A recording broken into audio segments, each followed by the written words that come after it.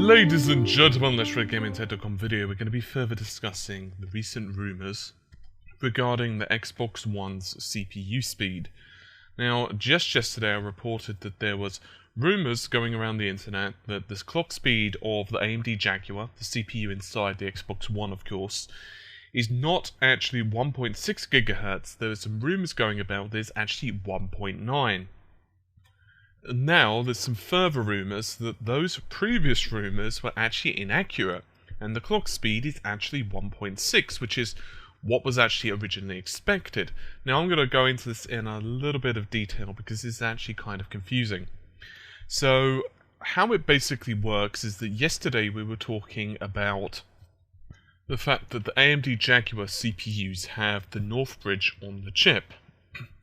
Therefore, you can do a pretty reasonable amount of math and you can say that half the clock speed of the AMD Jaguar, and then you times that by the width of the memory bus.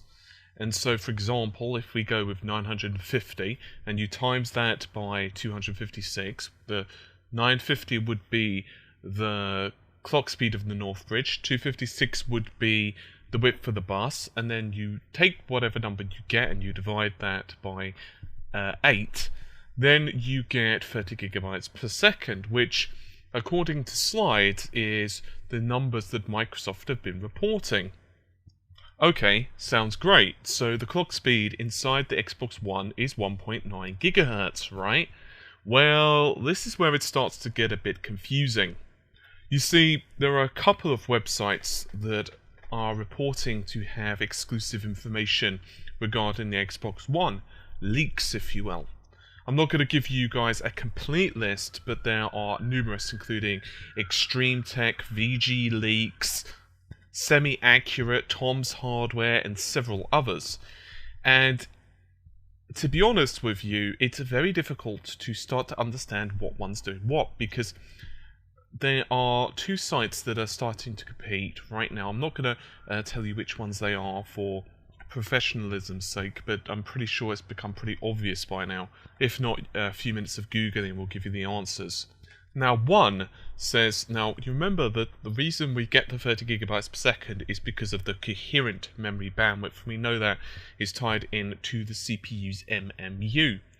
Now, one website, or a couple of websites actually, are reporting, this is even including IGN, but I don't really trust them too much because of, well, that's not very professional of me, but whatever. See, that's what you get when you're, like, you know, really focused, you don't really think about what you're saying. I shouldn't really say that, but I don't really trust them too well with tech. I trust them with games, but not so much with the tech. But IGN and some other websites are reporting that the clock speed of the Xbox One is based on 1.9 gigahertz, and they're using this because of the coherent memory bandwidth. There are other websites which are reporting this is not true. There are other websites which are reporting that these numbers are not taking into account overhead. And the argument for this is that you can do pretty much exactly the same math that we've already gone through, but this time you can put it to the ESRAM bus, and the ESRAM now then becomes 204.8, which is pretty much the speed of the ESRAM. So there you have it, two completely conflicting pieces of information. So which one is right? It's kind of up to you to decide. Personally, if I had to put my money on it, I would go with the fact that I don't think it's 1.9 gigahertz. That's a guess. The only reason I don't think it is because there seems to be more evidence to show that it's not 1.9 gigahertz. The ESRAM clock speed is the one that seems the most damning. The reason, however, that I'm not 100% sure that this isn't the case is because a couple of websites are reporting that the coherent memory bandwidth is factoring in overhead. In other words, this is actual memory bandwidth. So I'm not really sure which one to go with. One of the websites actually said pretty much that they have more information from Microsoft but they're under NDA, and they can't, well, basically unveil some information because they are under the NDA. In other words, they spoke to the engineer. This is me basically putting the words in their mouth, but this is pretty much the top and bottom of it. They spoke to the engineers in Microsoft at whatever conference it was. I think it may have been the Hot Chips conference, which of course is a source of most of these rumors. They spoke to them, and then they said to them, well, here's a bunch of information, and they used that to start writing some guides. But after they basically gave them some information, they said, well, you can't actually say some of this stuff because the console's not out and we are all under NDAs. And so the websites, a couple of them are saying, well, you know, it looks really good or it's very impressive, but we can't say more because we're under NDA. So I remember there was actually a while back at the Hot Chips conference, there was actually some slides which weren't unveiled. There was a couple of other websites. I know this is getting ridiculous now, but this is how many websites you have to check. I think I must have checked like a dozen.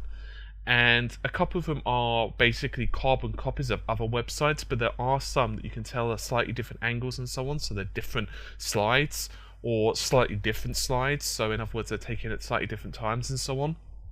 Or in some cases they are quotes, and there's another set that was going around, and they said that they had more information regarding the audio, but they've not popped up yet, at least according to what I'm finding now. So it's obvious that there is some information that is still being withheld, and I don't know. It's kind of tricky to say what exactly it is. So there you have it, guys. I'm reporting all of the news. Obviously, I'm not showing favoritism. If there's a piece of news that comes out, I'll report it and then, you know, give you guys the maths behind it, and then I'll do research and then try and debunk it or confirm it later on, because that's the fair way to go. I prefer that method because if someone has a better idea, or they've done something else, or they've found something else, you guys can report it, and it just means that we're all on top of the latest news, and it means that everyone's apprised for the latest information. In my opinion, that's a lot better than keeping people in the dark until there's a definite answer, because there is no definite answer yet. There really isn't. So I'm just going to clarify one more time in case you guys aren't familiar or didn't understand. Basically, the argument is that one side is saying that the coherent memory bandwidth is fine as is. In other words, they are saying that all of the memory bandwidth is accounted for and there are no overheads. Other websites are saying that the overheads are not being accounted for, and therefore the numbers are wrong, and therefore the clock speed of 1.9 GHz is wrong, and therefore it's most likely to be 1.6. Personally, I am going with the fact that I personally believe right now, based on the evidence only, that I think it's 1.6 GHz. It's possible it's faster. It's impossible to say, and I'll tell you why, because we don't know the final clock speeds of the silicon yet. In other words, for all we know, Microsoft could unveil that they miraculously increased the clock speed the last minute exactly the way they did with the GPU. It's pretty much impossible, although I would have thought they would have unveiled this by now. So yeah, I'm hoping it's true. I'm hoping it is 1.9 GHz. I'm also hoping the same for the PlayStation 4. But I guess we'll just have to see. So you guys could do your own research on this. I have a feeling it's going to be a debate war for a while now.